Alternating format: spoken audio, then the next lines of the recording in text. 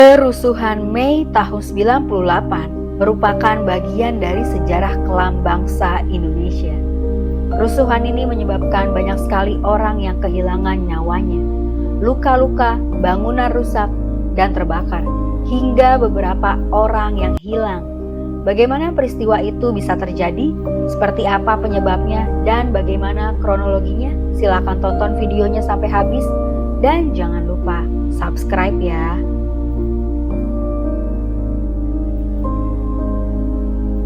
Penyebab terjadinya kerusuhan Mei tahun 98 adalah karena krisis multidimensional. Nah, apa yang dimaksud krisis dimensional ini? Berikutlah pembahasannya. Yang pertama ialah krisis politik. Pada tahun 98 menjadi puncak dari kemarahan masyarakat. Karena pada saat itu pemerintah memberlakukan kehidupan politik yang represif. Seperti setiap orang atau kelompok yang mengkritik kebijakan pemerintah ialah sebuah tindakan yang menentang negara. Terjadinya korupsi, kolusi, dan nepotisme atau yang disebut KKN menjadi merajalela serta memasung kebebasan warga sipil untuk berpartisipasi dalam pemerintahan. Krisis yang kedua ialah krisis ekonomi yang melanda berbagai negara di Asia Tenggara sejak bulan Juli tahun 96, termasuk di Indonesia. Dampaknya adalah melemahnya nilai tukar rupiah terhadap dolar Amerika Serikat.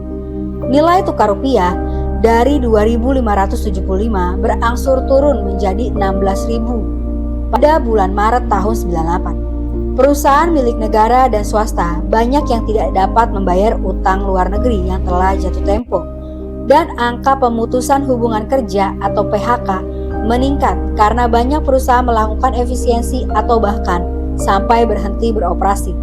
Serta persediaan sembako di pasaran mulai menipis pada akhir tahun 97. Akibatnya, harga-harga barang naik tidak terkendali. Selanjutnya ialah krisis hukum. Dalam bidang hukum, pemerintah kemungkinan melakukan intervensi. Kekuasaan peradilan harus sesuai dengan kepentingan para pejabat dan bukan dengan keadilan. Krisis lainnya yaitu sosial yang terjadi, yaitu konflik antar etnis dan agama, seperti muncul sentimen anti-Cina yang menjadi sasaran kemarahan warga. Yang terakhir ialah krisis kepercayaan. Pada akhirnya terjadi krisis kepercayaan terhadap pemerintah yang dianggap sudah tidak bisa menangani berbagai krisis yang melanda di berbagai daerah, yang mengakibatkan Presiden Bapak Soeharto waktu itu mengundurkan diri dari jabatan sebagai Presiden Republik Indonesia setelah 32 tahun menjabat. Saya memutuskan untuk menyatakan berhenti dari jabatan saya sebagai Presiden Republik Indonesia.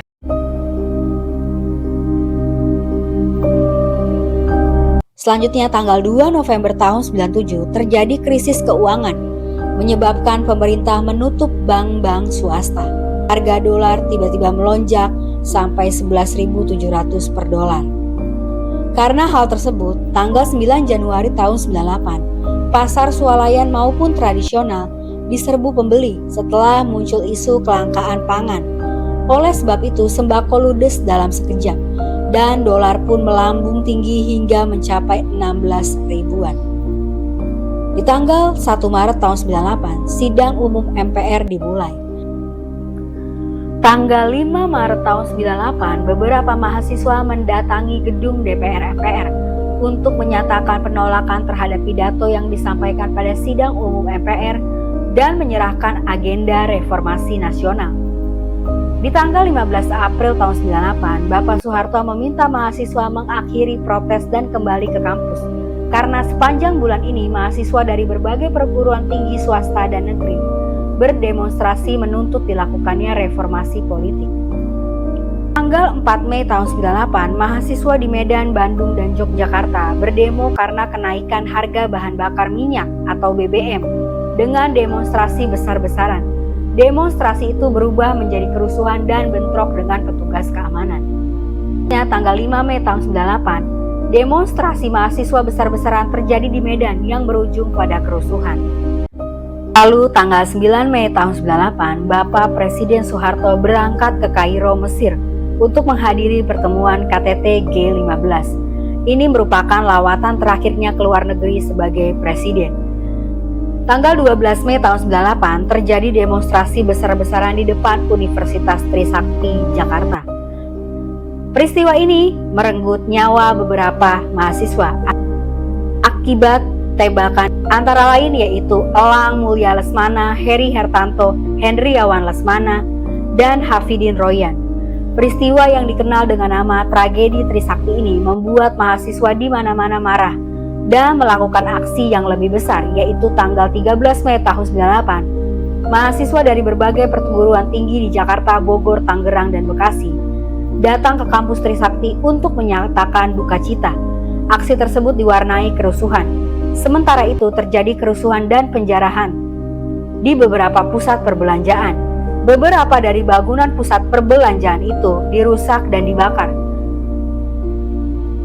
Diperkirakan sekitar 500 orang meninggal dunia akibat kebakaran yang terjadi selama kerusuhan. Lalu di tanggal 15 Mei tahun 98, Bapak Soeharto tiba di Indonesia setelah memperpendek kunjungannya di Kairo, Mesir. Pada saat itu, toko-toko masih banyak yang ditutup. Sebagian warga pun masih takut untuk keluar rumah. Lalu tanggal 16 Mei tahun 98, warga asing berbondong-bondong kembali ke negeri mereka. Suasana di Jabodetabek masih sangat mencekam. Lalu puncaknya pada tanggal 18 Mei tahun 98, mahasiswa berhasil menduduki atap gedung DPR MPR di Senayan. Pada tanggal 19 Mei tahun 98, beberapa menteri kabinet memutuskan mundur dari jabatannya. Lalu tanggal 21 Mei tahun 98, di Istana Merdeka pada hari Kamis pukul 9:05, Bapak Presiden Soeharto mengumumkan mengundurkan diri sebagai Presiden Republik Indonesia dan Bapak B.J. Habibie disumpah menjadi Presiden Republik Indonesia yang ketiga. Demikianlah pembahasan mengenai tragedi kerusuhan yang dikenal dengan tragedi Mei 98. Semoga menambah wawasan tentang sejarah bangsa Indonesia dan turut berduka cita untuk keluarga korban. Terima kasih sudah menonton videonya dan jangan lupa subscribe.